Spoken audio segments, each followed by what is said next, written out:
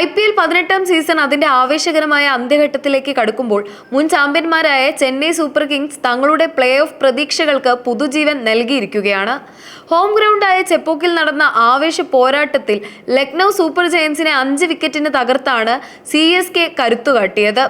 ലക്നൗ ഉയർത്തിയ 204 റൺസ് എന്ന കൂറ്റൻ വിജയലക്ഷ്യം 19.2 ഓവറിൽ ചെന്നൈ മറികടന്നതോടെ ആരാധകർ ആവേശത്തിലായി.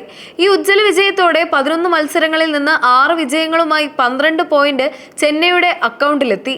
പോയിന്റ് പട്ടികയിൽ രാജസ്ഥാൻ റോയൽസിനെ മറികടന്ന് 5ാം സ്ഥാനത്തേക്ക് കുതിക്കാനും ചെന്നൈക്ക് സാധിച്ചു.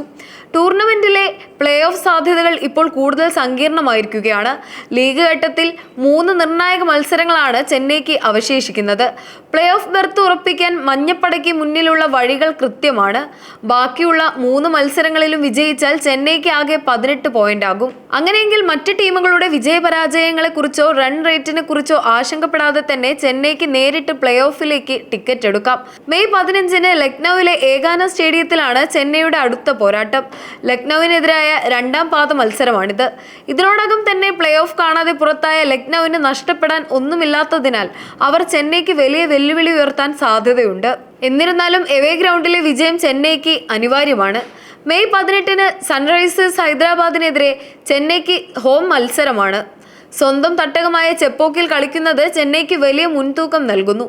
എന്നാൽ സൺറൈസേഴ്സ് ഇത്തവണ മികച്ച ഫോമിലായതിനാൽ ഈ മത്സരം ടൂർണമെന്റിലെ തന്നെ ഏറ്റവും നിർണായകമായ പോരാട്ടമായി മാറും. പ്ലേ ഓഫ് മത്സരത്തിലെ നേരിട്ടുള്ള എതിരാളികളാണ് ഹൈദരാബാദ്.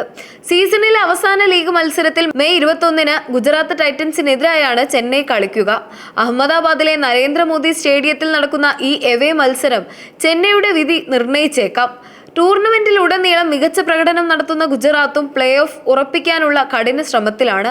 സീസണിലെ ആദ്യ പാദത്തിൽ സൺറൈസേഴ്സിനോടും ഗുജറാത്തിനോടും തോറ്റതിന്റെ കൈപ്പേറിയ ഓർമ്മകൾ ചെന്നൈക്കുണ്ട്. അതിനാൽ പ്ലേ ഓഫ് ഉറപ്പിക്കുന്നതിനൊപ്പം ആ പഴയ തോൽവികൾക്ക് മധുര പ്രതികാരം ചെയ്യുക എന്ന ലക്ഷ്യം കൂടി ഋതുരാജ് ഗേക്വാദിനും സംഘത്തിനുമുണ്ട്. കണക്കു തീർക്കാനുള്ള 2 മത്സരങ്ങളായാണ് ടീം ഇതിനെ കാണുന്നത്. ബാക്കിയുള്ള 3 കളികളിൽ 2 ജയിച്ചാലും 16 പോയിന്റോടെ പ്ലേ ഓഫിലെത്താൻ ചെന്നൈക്ക് സാധിച്ചേക്കാം. നിലവിൽ ടീമിനുള്ള മികച്ച നെറ്റ് റൺ റേറ്റ് ഇവിടെ നിർണായകമാകും. എന്നാൽ 16 പോയിന്റിലെത്തിയാൽ മറ്റ് ടീമുകളുടെ മത്സരഫലങ്ങളെ ആശ്രയിക്കേണ്ടി വരും എന്നതാണ് ഇതിലെ പ്രധാന വെല്ലുവിളി. ഇനി 3 മത്സരങ്ങളിൽ 1 മാത്രമാണ് വിജയിക്കുന്നതെങ്കിൽ ചെന്നൈ 14 പോയിന്റിൽ ഒതുങ്ങും.